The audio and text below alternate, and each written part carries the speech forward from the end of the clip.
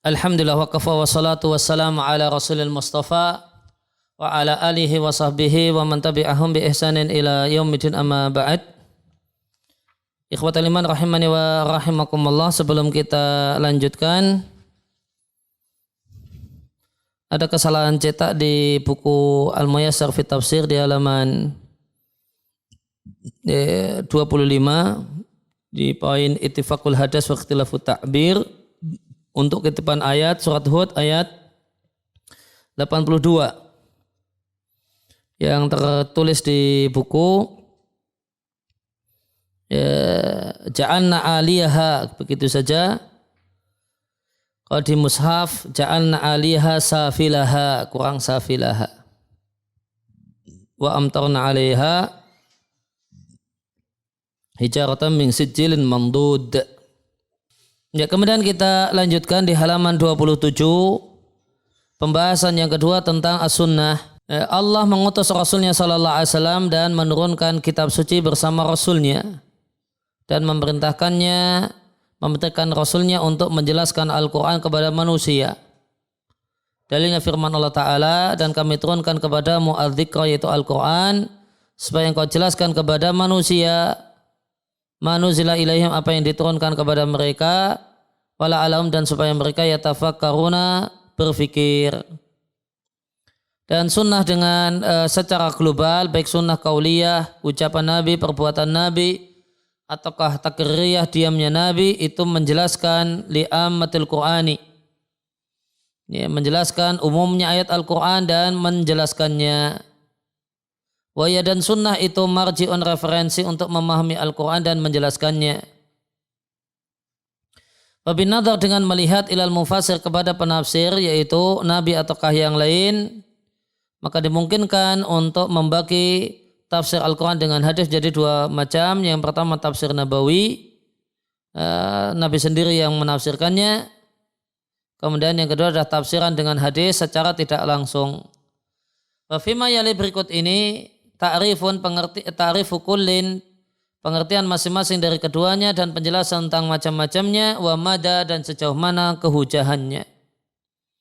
Yang pertama tafsir Nabawi. Wa fi hadzal qismi, maka di bagian ini penafsir dan penjelas untuk makna ayat adalah Nabi sallallahu alaihi wasallam. Dan tidak ada perselisihan bahasanya ini adalah bagian dari sunnah. Sehingga mungkin kita sebut tafsir Nabawi itu dengan tafsir langsung dengan hadis al-mubashir, tafsir al-mubashir langsung, atau tafsir dengan hadis mubashir secara langsung. Pengertian tafsir Nabawi, Nabi Shallallahu Alaihi Wasallam bersengaja menuju satu ayat yang Nabi sebutkan ayat tersebut dalam perkataannya atau Nabi mengisyaratkannya, dan Nabi menjelaskan makna ayat, atau Nabi mendiamkan salah satu sahabat dengan pemahaman sahabat tersebut untuk ayat. Dhahar, dan nampak dari definisi di atas bahwasanya Nabi SAW bersengaja menjelaskan makna ayat, yaitu menafsirkannya qasdan mubasyiran, dengan kesengajaan yang langsung. Ka'an yabtadi'a, semacam Nabi memulai para sahabatnya dengan menjelaskan makna ayat, atau menanyai, atau para sahabat bertanya kepada Nabi tentang makna ayat yang tidak mereka ketahui, lantas Nabi menjelaskannya kepada mereka semua. Atau Nabi SAW tidaklah bermaksud menjelaskan makna ayat secara qasdan mubasyiran dengan kesengajaan yang langsung, akan tetapi Nabi membiarkan salah satu sahabat dengan pemahaman sahabat tersebut laha bagi ayat.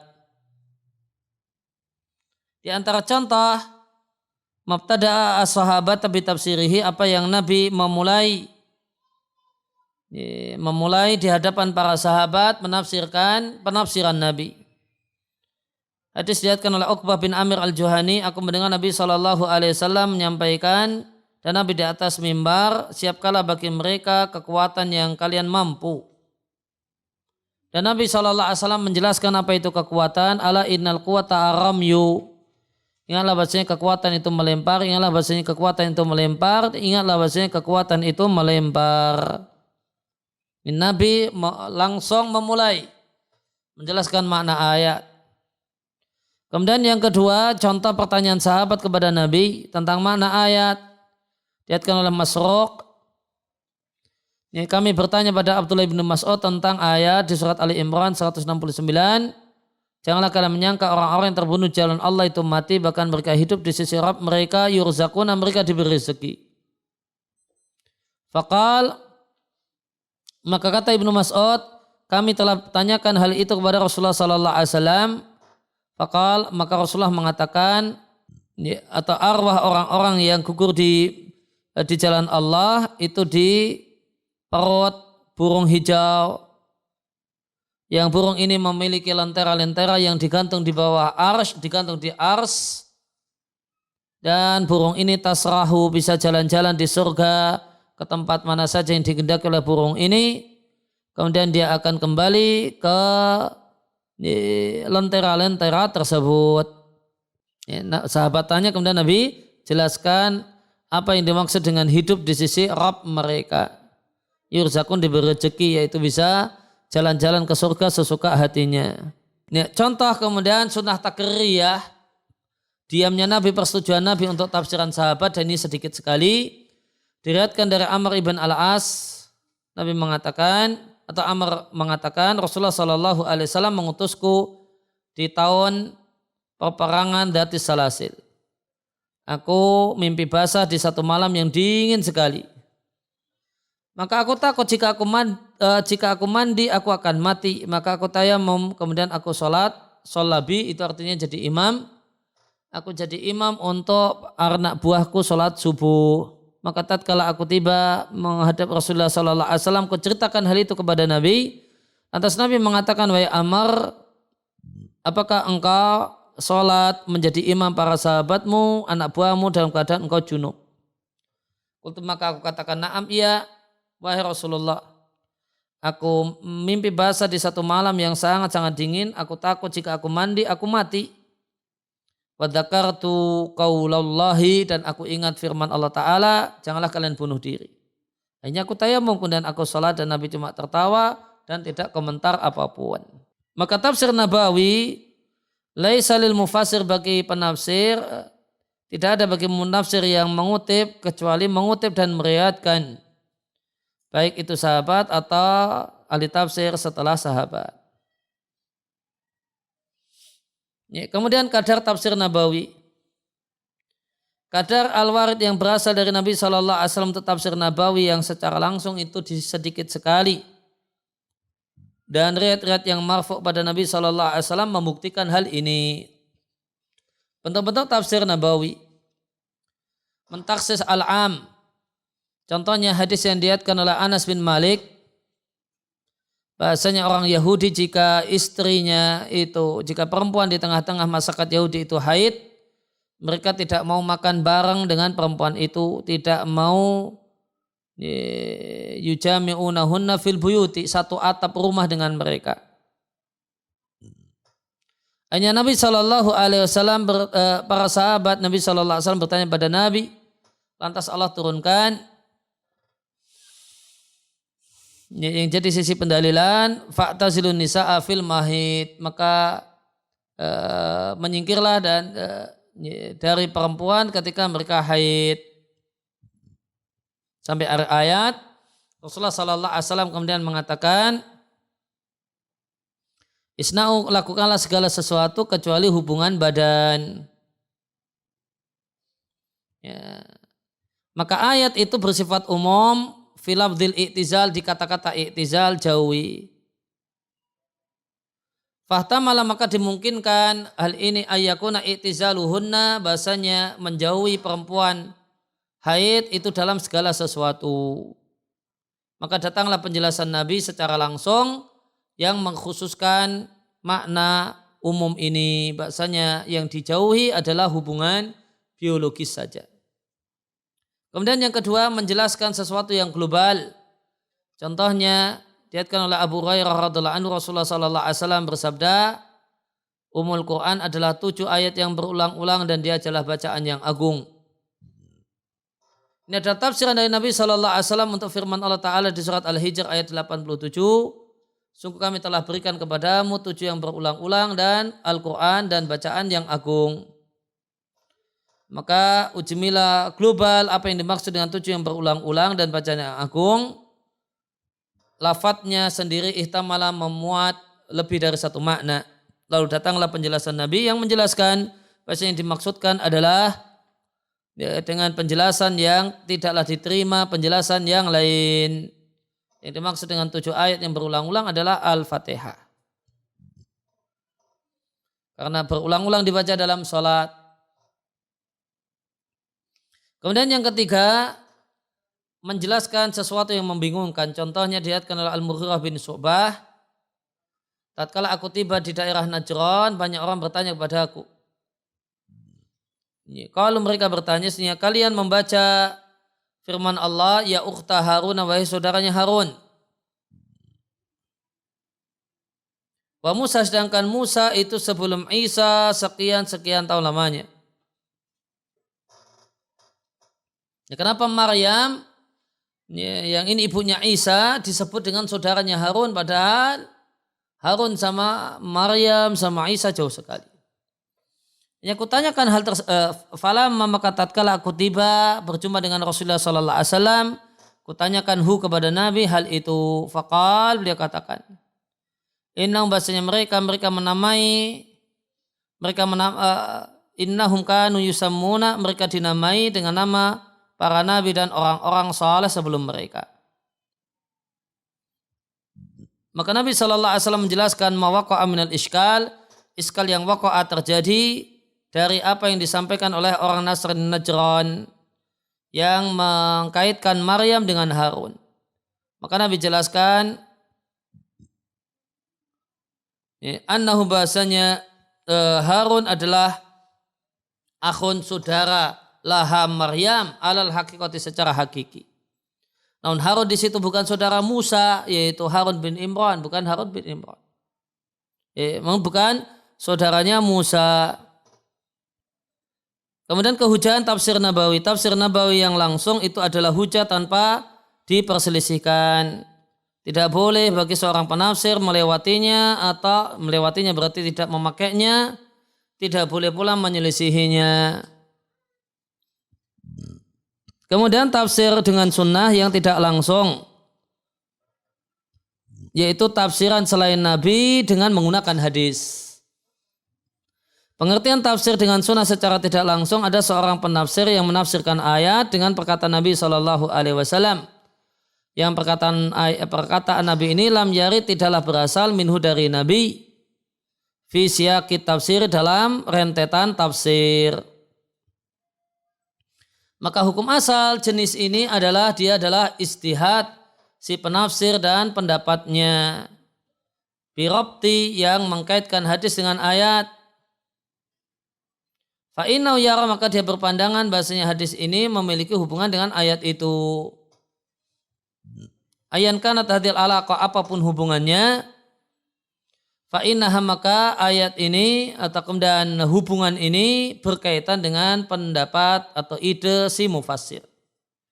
Bukan bagian dari penjelasan Nabi yang tegas. Dan tidaklah la yakhfa, tidaklah samar, artinya jelas. Anal wusula ilal hadisi minas sunnah tariquhun nakal. Membicarakan hadis, pembicaraan tentang hadis itu metodenya adalah nukilan atau riwayat. Akan tapi menghamal hadis ala hadil ayat, untuk ayat itu inama yakunu bi istihadin, maka itu dengan istihad. Kalau kita dapat hadis jelas itu riwayat. Non hadis ini dipakai untuk membaca ayat tersebut, nah itu istihad. Itu opini. Dan bukan riwayat. Kalau riwayatnya hadisnya saja. Lain hanya kalau tafsir Nabawi yang langsung. Maka riwayatnya memang riwayat tentang tafsir. Kalau ini enggak. Kalau ini tidak. Riwayatnya cuma riwayat hadis. Kemudian disambung-sambungkannya antara hadis dengan ayat. Nah, ini istihad dan itu istihad. Kemudian yang kadar bentuk-bentuk istifadah, mengambil faedah dari hadis untuk tafsir. Maka yang dimaksud dengan tafsir dengan hadis yang tidak langsung adalah seorang mufassir istifadah mengambil faedah dari hadis untuk tafsir. Dan bentuk istifadah ini tidak ada batasnya. Seandainya Anda mau mengumpulkan bentuk-bentuk istifadah, la dhahara laka, niscaya akan nampak bagi Anda dari istifadah, bentuk-bentuk istifadah itu banyak sekali. Dan membatasi ini sekian macam bentuk di fi misliha dalam maqam, dalam permasalahan semacam ini satu hal yang tidak mungkin. Sehingga cuma sekedar bentuk-bentuk di antara. Min suar di antara bentuk-bentuk istifadah seorang mufassir mengambil faedah dari hadis Nabi untuk tafsir. Yang pertama, seorang mufassir menyebutkan hadis yang cocok dengan makna ayat. Min dzalika di antaranya adalah apa yang disebutkan oleh Ibnu Katsir di tafsir firman Allah Ta'ala, waji'a yauma idzin bi jahannam. Pada hari itu didatangkanlah neraka.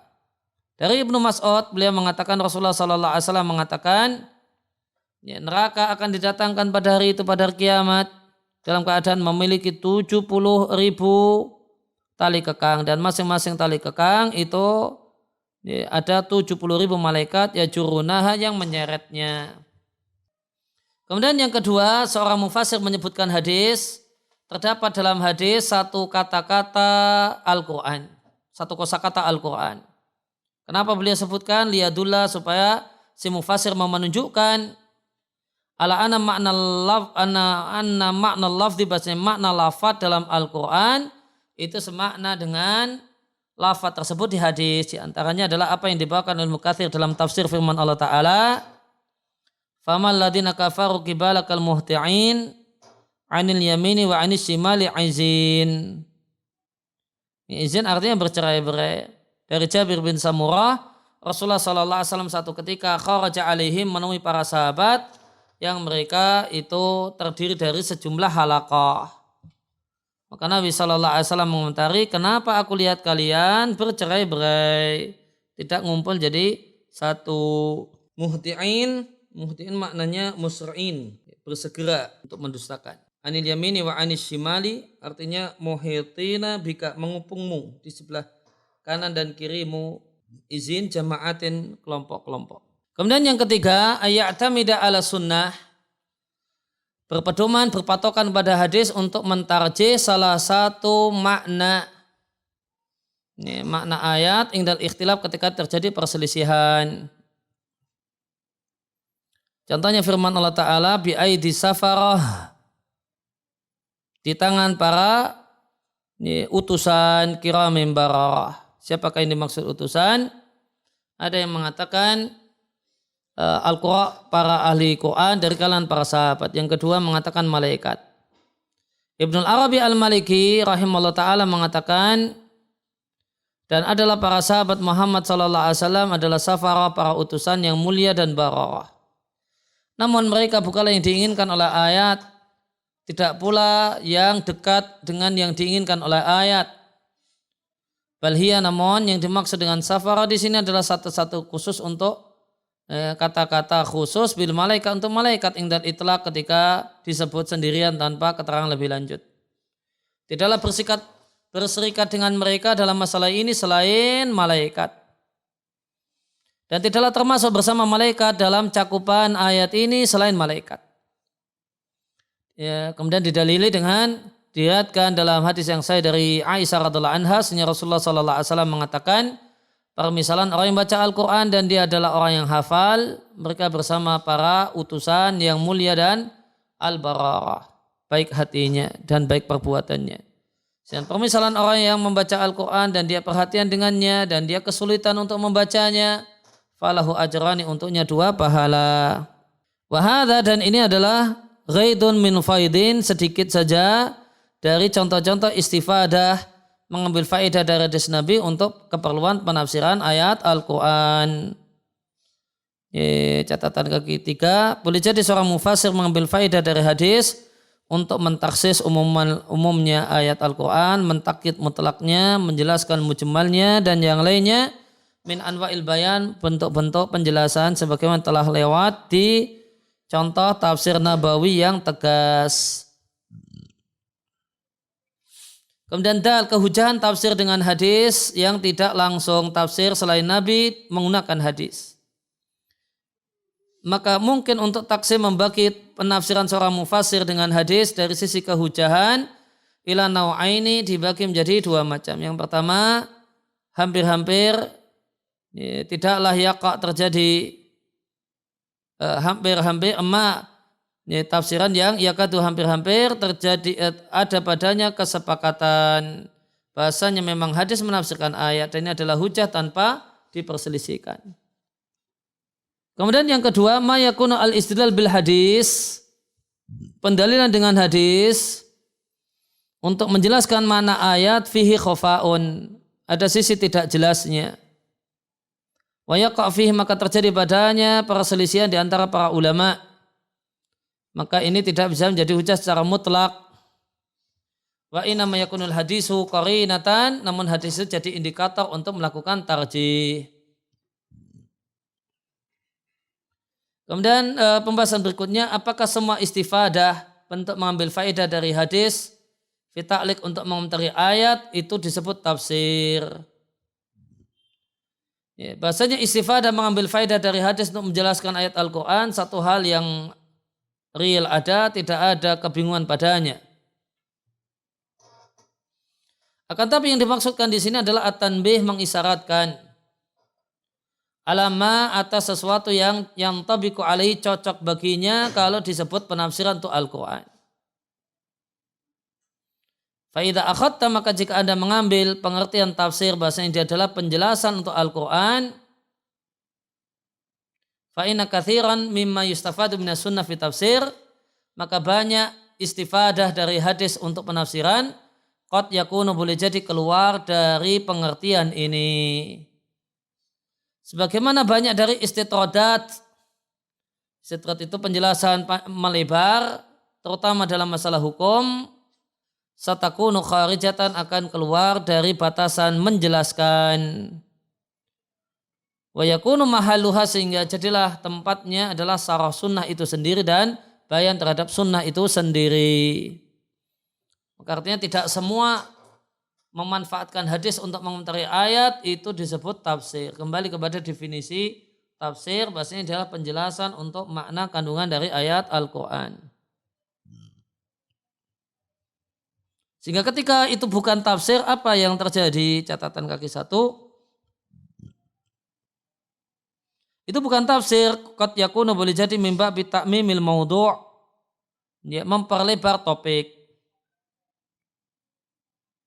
Atau istitrat, penjelasan yang melebar, fihi padanya lima utia al-mufassir, karena si ahli tafsir itu diberi pengetahuan tentang athar nabawiyah, ya, pengetahuan tentang hadis-hadis Nabi. Waqad yakunu, dan boleh berarti dia menyebutkan hadis mimbab dalam rangka kesamaan lafaz di ayat dengan hadis. Waqad yakunu min babi dzikri syai' bi syai'. Ini boleh jadi karena menyebut sesuatu kemudian teringat sesuatu yang lain. Ini kalau ya karena membahas satu hal, ngomongkan satu hal, kemudian teringat yang lain, kemudian sekalian ngomongkan yang teringat tersebut. Dzikru syai' bi syai'. Ya, kalau dzikru syai' bi syai' secara umum ya ketika menjelaskan mana usul, kemudian malah merembet, saya jadi ingat usul fikih. Ini malah kemudian menjelaskan apa itu usul fikih. Padahal cuma membicarakan tentang usul. Namanya dzikri syai' bi syai', teringat sesuatu gara-gara membahas sesuatu. Waqad yakunu min ghairi hadhil abwab, dan boleh jadi bukan bab-bab ini. Dan siapa yang mentelaah tafsir Ibnu Katsir ad-Dimashqi, maka dia jumpai banyak contoh yang sangat banyak dari model ini. Sehingga kesimpulannya dalam diagram tafsir dengan hadis itu ada dua macam. Tafsir dengan hadis secara langsung disebut juga dengan tafsir nabawi.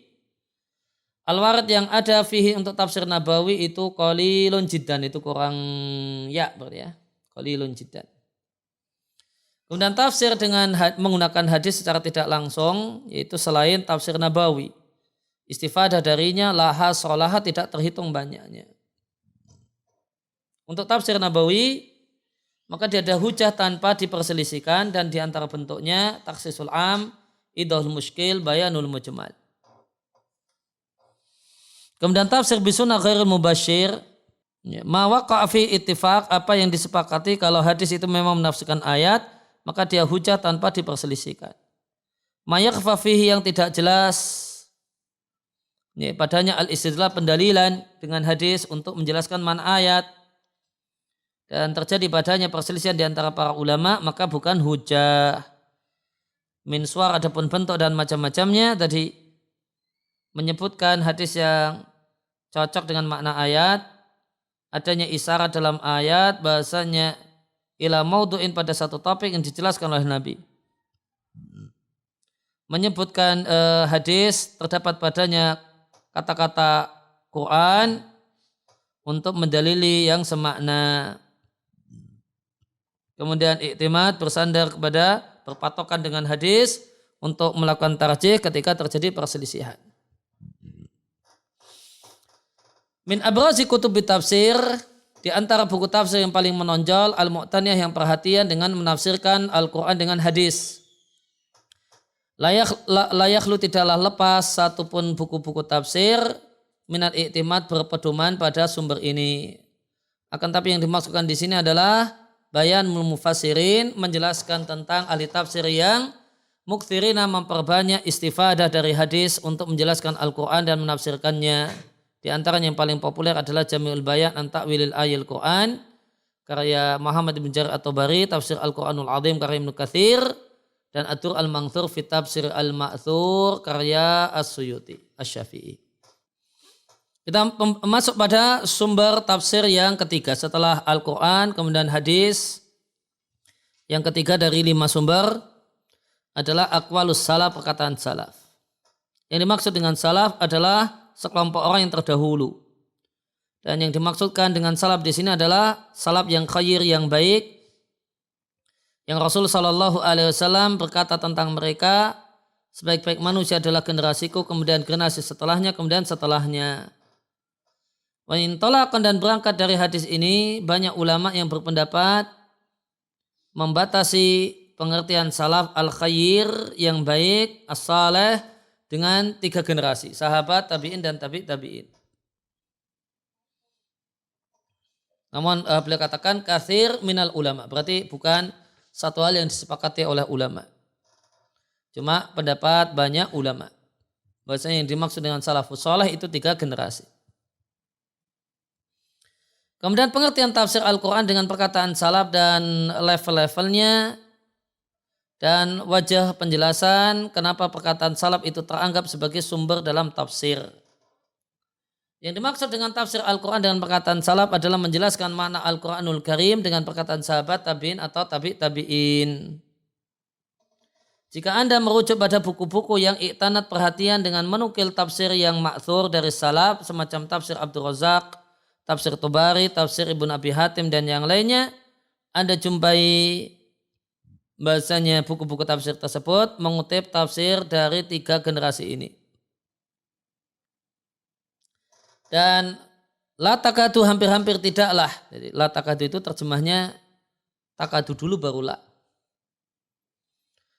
Hampir-hampir tidaklah Anda jumpai buku tersebut mengutip an a'lamin dari satu tokoh ba'da jil, setelah generasi tabi'in.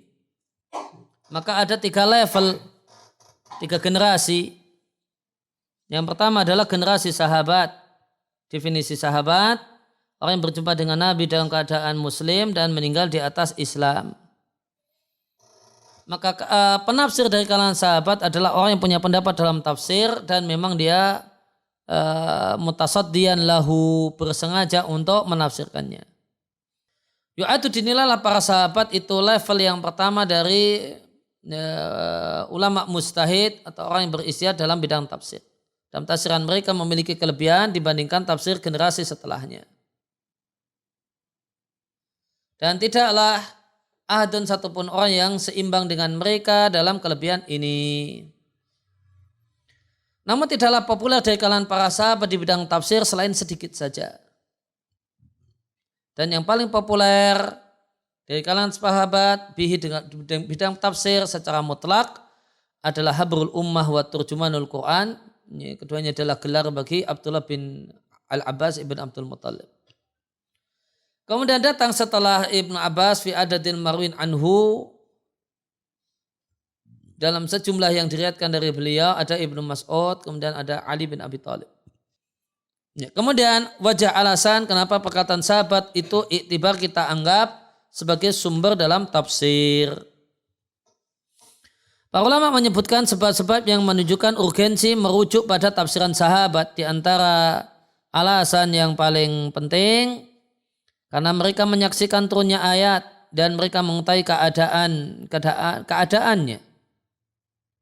Waqad kana lidzalika akbarul athari, dan hal tersebut memiliki pengaruh yang sangat besar untuk unggulnya tafsiran sahabat dan keabsahan tafsiran sahabat. Kenapa? Asyahidu yudriku minal fahmi ma la yudriku al-ghaibu.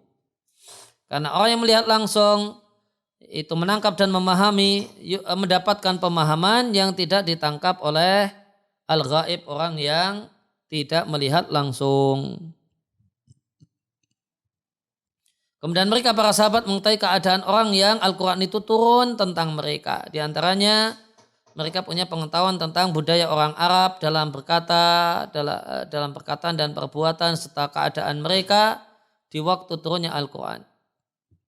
Kemudian banyak dari ayat Al-Quran tidak bisa dipahami maknanya kecuali dengan mengetahui adatnya orang Arab. Ya, lihat catatan kaki 1.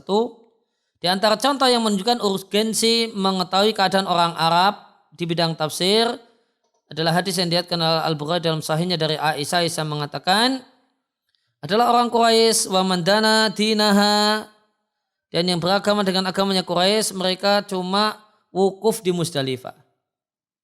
Dan mereka yusamunauna, mereka dinamai dengan sebutan al-humsa. Dan adalah orang Arab yang lainnya mereka wukuf di Arafah. Maka tatkala datang Islam, Allah perintahkan nabinya untuk mendatangi Arafah, kemudian wukuf di Arafah, kemudian bertolak dari Arafah. Itulah makna firman Allah Ta'ala, "Tsumma afidu min haitsu afadun nasu." Maka bertolaklah dari Arafah di tempat orang bertolak. Maka orang itu tidak tahu makna ayat ini Al-Baqarah 19 itu ya. Ya, 199. Itu kurang angka 9 satu lagi. Nah, orang tidak akan faham dengan baik makna ayat ini kalau tidak tahu gimana ibadah haji ala jahiliyah. Ibadah haji tentu ada kegiatan wukuf ketika haji. Nah, itu kalau orang Quraisy, penduduk Mekah, atau orang Quraisy atau secara umum penduduk Mekah, mereka merasa kami orang yang mulia, penduduk tanah haram. Masa kami wukuf di tanah halal? Karena Arafah itu tanah halal.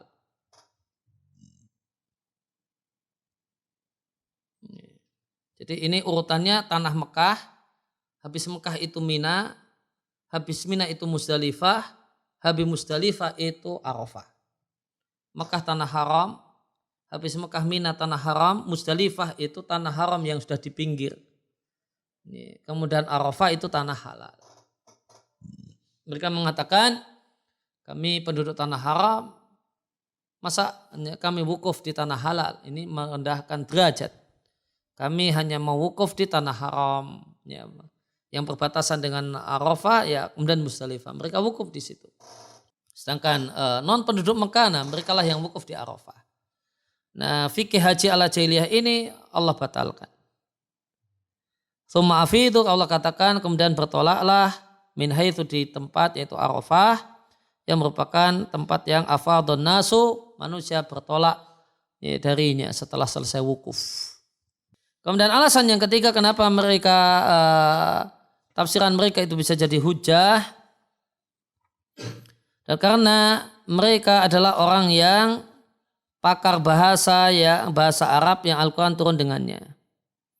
Dimakan Al-Quran, karena Al-Quran itu turun dengan bahasa mereka, fa'inna, maka mereka lebih mengetahui bahasa Arab daripada selain mereka, atau mereka lebih mengetahui Al-Quran dibandingkan selain mereka. Dan mereka para sahabat itu dalam level kefasihan berbahasa Arab. Bahasa Arabnya bahasa Arab yang fasih. Ya, bahasa mereka belum berubah. Dan belumlah turun level mereka dari level yang paling tinggi dalam kefasihan. Oleh karena itu maka mereka lebih mengetahui dibandingkan selain mereka dalam memahami Quran dan Sunnah. Maka jika datang dari mereka perkataan ataukah perbuatan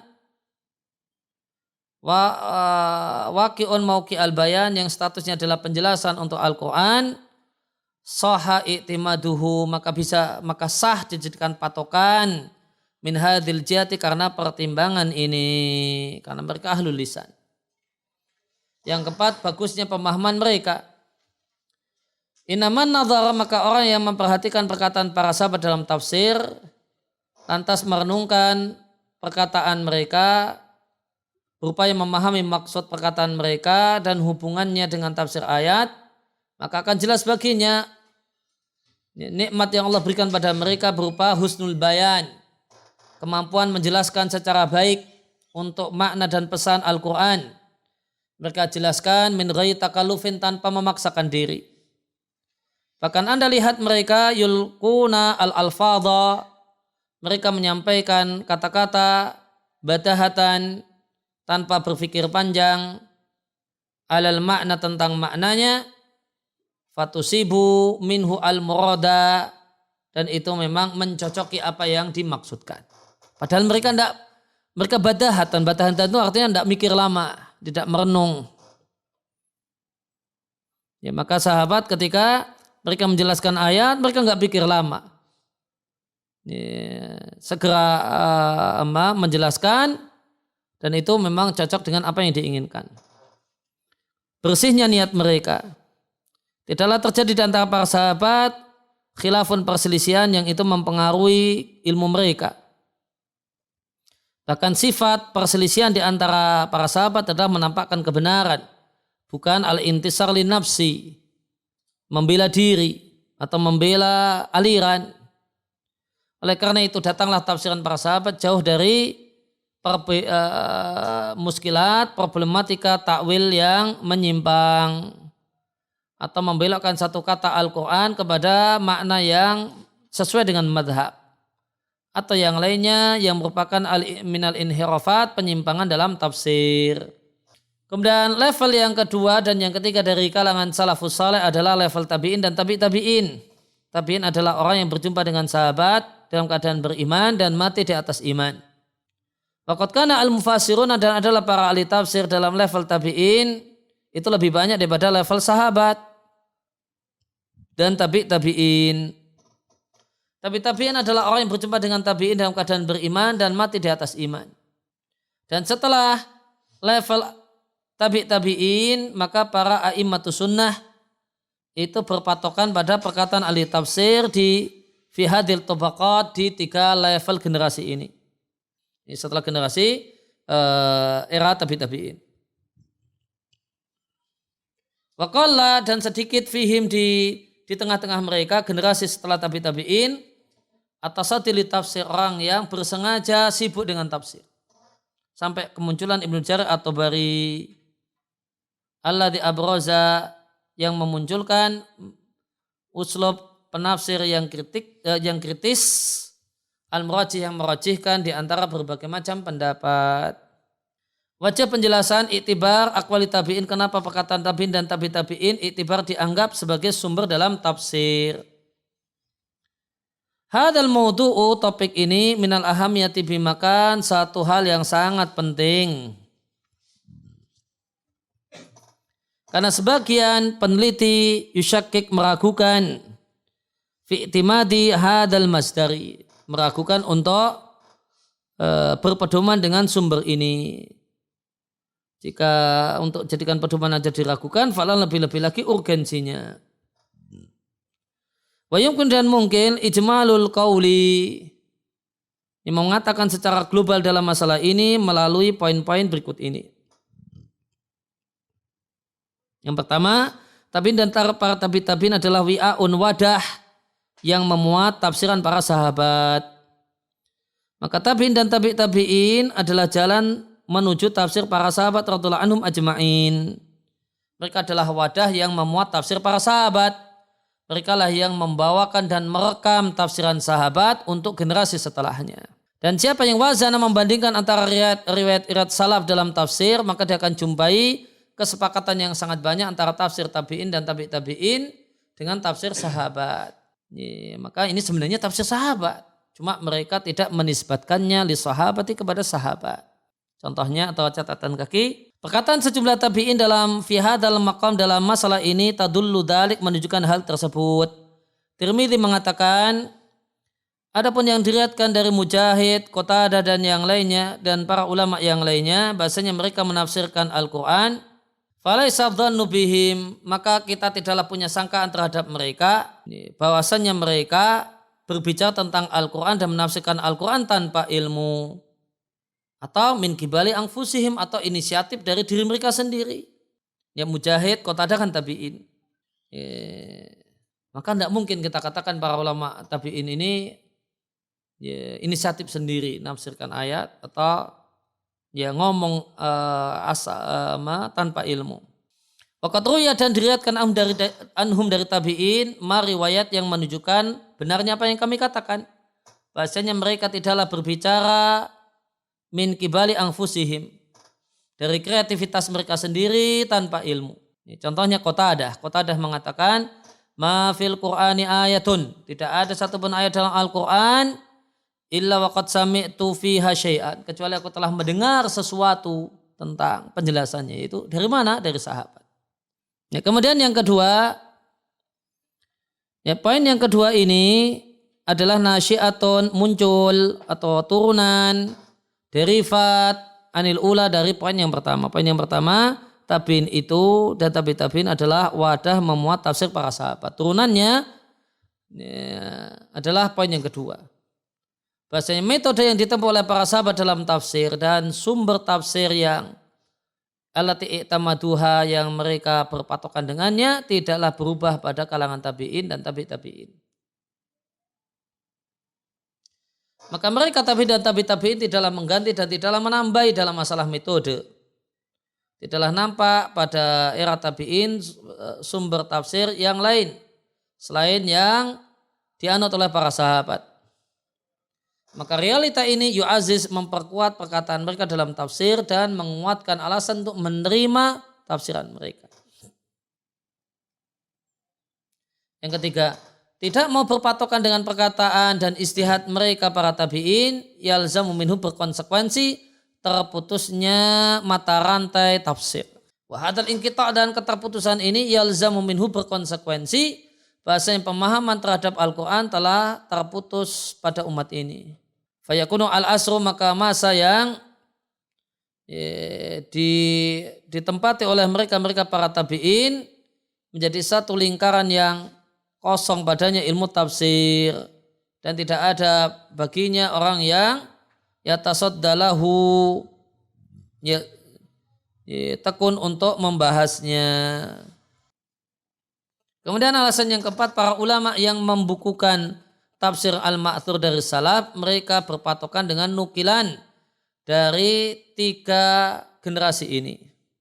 Wa tatabu'uhum ala hadal fi'li, dan berturut-turutnya mereka dengan tindakan semacam ini, yaitu mengutip dari salaf, inasun, penguat, bihujjiyati hataini tabaqatain, kehujahan 2 level atau 2 generasi ini di samping sahabat.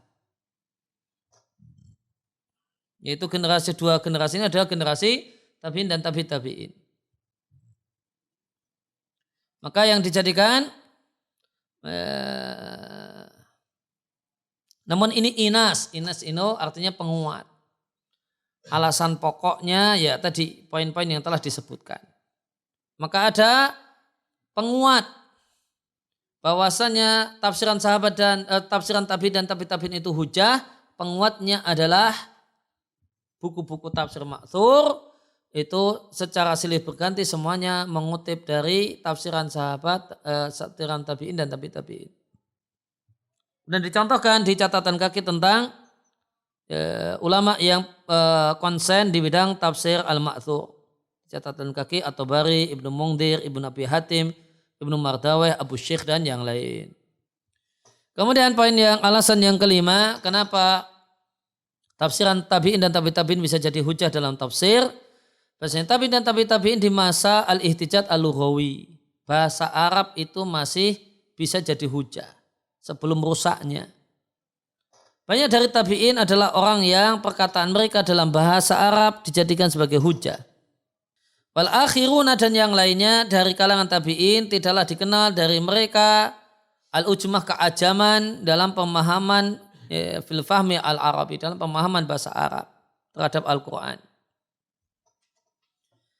Maka kondisi paling minimal dari mereka terutama tabi'in adalah annahum naqalatun lil lughati. Mereka itu adalah para pengutip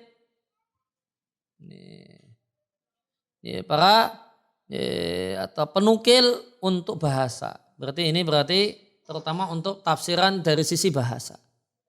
Wa musyarikuna dan mereka adalah bersekutu lil lughawiyina dengan para pakar bahasa fisama untuk mendengarkan bahasa dari orang Arab. Wa fi naqlihim dan kutipan mereka laha untuk bahasa Arab itu bisa min khilal bisa kita simpulkan melalui tafsiran mereka secara bahasa.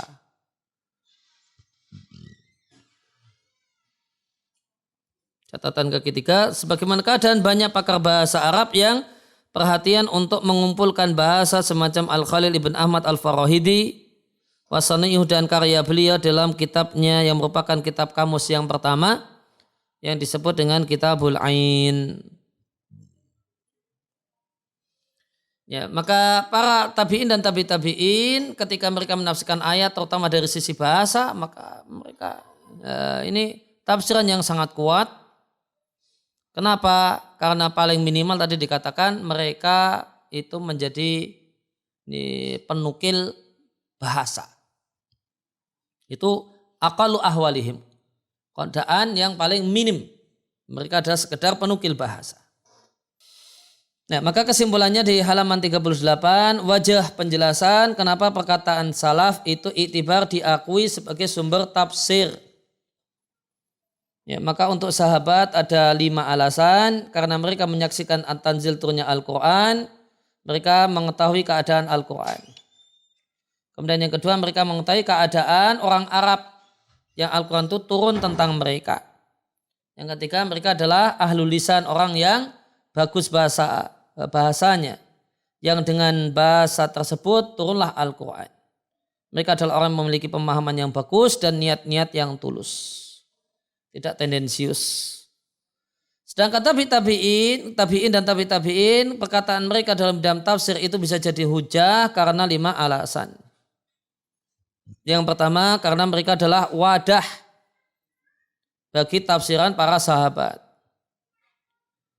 Kemudian yang kedua, kokohnya manhaj mereka dan sumber penafsiran mereka dengan manhaj dan sumber penafsiran yang dipakai di era para sahabat. Kemudian min adami itimadi aqwalihim, tidak berpadoman dan berpatokan dengan perkataan tabi'in dan tabi'in, yalzamu berkonsekuensi terputusnya mata rantai tafsir. Yang keempat, tafsiran para tabi'in dan tabi'in itu iktimad, dijadikan sebagai pedoman dan patokan menurut para ulama yang membukukan tafsir al-ma'thur. Yang kelima, bahasanya mereka para sahabat itu hidup di masa yang disebut dengan al-ihtijaj al-lughawi. Masa di mana bahasanya orang Arab itu masih bagus sehingga bisa dijadikan sebagai hujah. Secara umum itu sampai tahun 150 Hijriah. Ya, maka orang-orang yang hidup setelah 150 Hijriah, penjelasan mereka secara bahasa itu tidak bisa dijadikan hujah kecuali perkataan Al-Imam Syafi'i. Karena Imam Syafi'i itu statusnya adalah al-hujjah, beliau adalah hujjatun fil lughah. Penjelasan beliau tentang makna satu kosakata dalam bahasa Arab itu hujjah.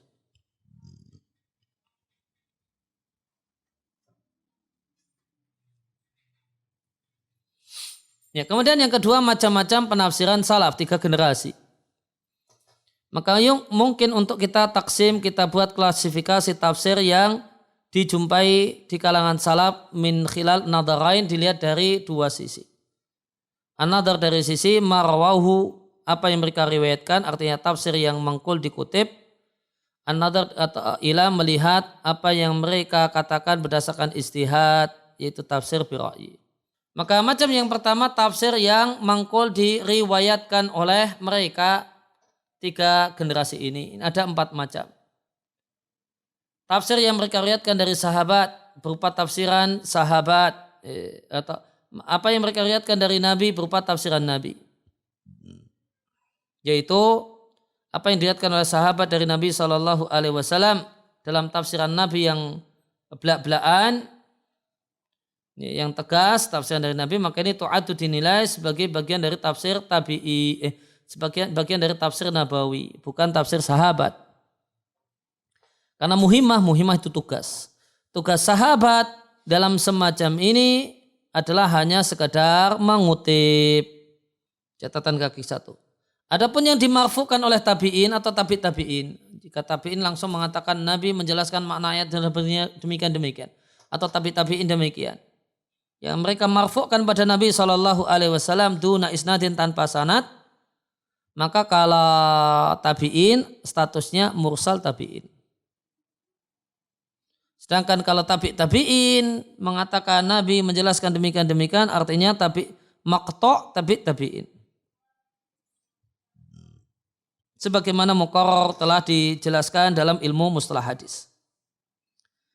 Walikuli nau'in, dan masing-masing jenis ada mursal, ada maqto', itu punya hukum yang telah dikenal menurut para ulama. Dan itu adalah sedikit sekali dalam tafsir yang dikutip dari Nabi untuk generasi tabi'in dan tabi'in. Ya, maka tabi'in menjelaskan kalau Nabi menafsirkan ayat demikian itu sangat sedikit jumlahnya. Kemudian yang kedua, apa yang diriwayatkan anhum dari para sahabat tentang sebab turun ayat yang itu sarihah, tegas.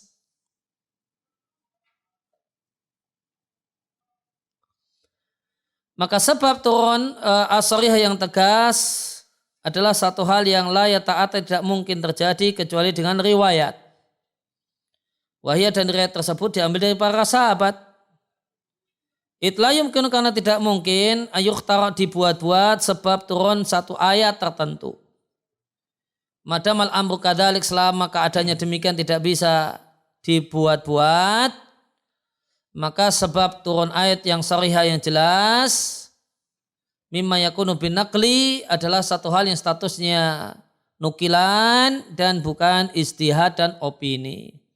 Nah, catatan kaki 1, maka sebab nuzul itu ada 2 macam. Ada sebab nuzul, asbabun nuzul as-sarihah, dan ada asbabun nuzul ghairu sarihah. Nah, gimana cara mengetahuinya? Ada di catatan kaki 1. Yu'rafu, diketahui bahasanya sabab nuzul itu sarih fi sababiyah, kalau dia adalah sebab ayat, bil qara'in, dengan sejumlah indikator yang mengepungnya, dengan pula redaksi riwayat yang sahabat mengungkapkan dengannya. Maka di antara indikatornya, kalau sahabat itu mengatakan ayat ini nazalat fi titik-titik, fi fulan, itu tidak tegas sebagai sababun nuzul. Boleh jadi istimbat bahwasannya kasus ini bisa dibaca pakai ayat itu. Kalau pakai fi, itu tidak sharih sebagai sababun nuzul. Namun kalau pakai fa, itu sharih. Terjadi peristiwa demikian, fa nazalat, lantas turunlah ayat bla bla bla, maka itu statusnya sharih. Ya, ada seorang datang menghadap Nabi bertanya begini-begini, lantas fanazalat bla bla bla bla, ini namanya sababun nuzul yang sharih. Nah, tadi dijelaskan sababun nuzul yang sharih itu yakunu bin naqli. Itu dengan nukilan, la bil istihad, tidak dengan istihad. Kalau sababun nuzul ghairu sharih, itu bisa jadi istihad. Karena salah satu maknanya kalau yang tidak sharih itu boleh jadi itu sababun nuzul, bisa jadi penerapan. Ada peristiwa ini itu berkaitan dengan ayat ini atau bisa dibaca pakai ayat ini atau contoh untuk ayat ini. Jadi ya kalau asbabun nuzul ghairu sharih itu bisa istihad. Tapi kalau asbabun nuzul yang sharih itu hanya naql, murni riwayat, tidak mungkin istihad, tidak mungkin opini dan pendapat. Nah, wal aslu dan hukum asal fidzalika dalam masalah ini adalah seorang sahabat jika menegaskan ala sababin nuzul satu sababun nuzul, maka perkataannya adalah hujah. Karena sahabat ada di antara orang yang menyaksikan turunnya ayat atau mereka meriwayatkannya dari sahabat yang menyaksikannya. Wahwa maka perkataan sahabat yang tegas tentang sababun nuzul itu fi hukmil marfu' teranggap marfu'. Ila kecuali jika nampak ma indikator yang menunjukkan kalau sahabat itu mengatakannya dengan istihad. Bahwa layak sudu yaitu sahabat tidaklah bermaksud menyebutkan sababun nuzul secara langsung. Namun dia menginginkan bahasanya apa yang beliau sampaikan yadkhulu termasuk dalam kandungan ayat. Dan sababun nuzul yang sharih yubna ali at-tafsir menjadi landasan tafsir, tidak boleh diselisihi. Bal yakunu dalilan ala butlan tafsir. Bahkan sababun nuzul yang sharih ini menjadi dalil batilnya tafsir yang menyelisihi madalla ali as-sabab, kandungan sebab. Nah, kemudian catatan kaki 2. Adapun kutipan tabi'in atau tabi'in yang mengutip sababun nuzul yang sharih tanpa menyebutkan sahabat, fawa min qabili, maka ini sejenis atau masuk dalam kategori al-mursal. Ini statusnya mursal atau maqtu'. Dan itu satu hal yang banyak indahum di kalangan tabi'in. Wala yuqbal dan riwayat dan kutipan ini telah diterima idza kana fardan jika sendirian. Illa idza ta'addadat turuquhu jika banyak jalurnya. Idza ta'addadat jika berbilang turuquhu jalurnya, fa innah maka jalur yang banyak menunjukkan adanya aslin sahihin lahu. Asal yang sahih. Sebagaimana disebutkan oleh Ibnu Taimiyah di muqaddimah tafsir beliau.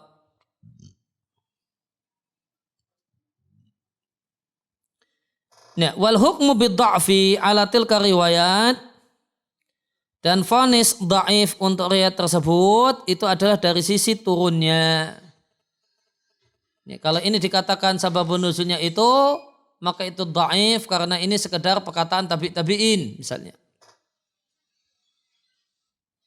Wa yumkinu istifadatu minha, namun perhatikan maka mungkin bisa diambil faedahnya untuk penafsiran. Bahwasanya berdasarkan hal ini peristiwa semacam ini termasuk dalam hukum atau kandungan ayat itu. Wa yakunu dzalika dan hal tersebut hasabal mithal tergantung contoh al-matruh yang disampaikan. Ya, maka di atas kembali ke atas, maka jika sahabat itu menegaskan bahasanya sebab turunnya ayat adalah demikian dan demikian, maka ini hujah. Kenapa? Tadi disebutkan karena cuma ada dua kemungkinan. Kemungkinan yang pertama li'annahu mimman syahida at-tanzil, karena beliau sendiri menyaksikan. Beliau saksi sejarah ada peristiwa ini turun ayat itu. Ya, kalau bukan beliau saksi sejarahnya, maka rawahu an man syahidahu. Beliau mendapatkannya meriwayatkannya dari sahabat yang lain yang jadi saksi sejarah. Yang itu namanya dalam ilmu hadis disebut mursal sahabi. Mursal sahabi itu hujjah.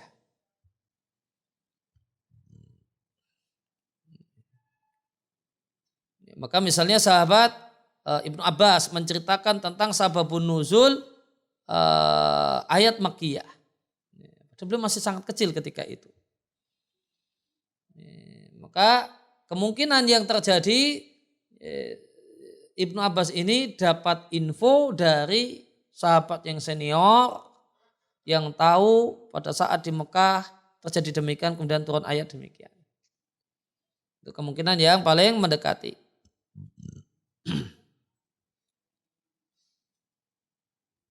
Sehingga itu jadi hujjah. Kemudian yang ketiga, apa yang diriwayatkan oleh tabi'in dari sahabat maka hukumnya adalah hukum tafsir sahabat. Ila annahu binisbati li rawi, namun kalau dikaitkan dengan rawinya itu tabi'in, maka ini statusnya dia mangkul menukil dari sahabat. Wa in kana binisbati qailihi, adapun jika dikaitkan dengan orang yang mengatakannya yaitu si sahabat, maka ini adalah ra'yun, pendapat dan ijtihad sahabat untuk makna ayat. Kemudian apa yang diriwayatkan oleh tabi'in dari tabi'in hukumnya sebagaimana tafsir tabi'in. Illa akan tetapi ana binisbatil rawi, untuk perawi yaitu si tabi'in, ini statusnya min qabilin mangkul, riwayat tabi'in. Adapun jika binisbah untuk dikaitkan dengan liqaili, orang yang mengatakannya yaitu tabi'in yang menafsirkannya, maka ini adalah ra'yun, opini dan ijtihad ulama tabi'in.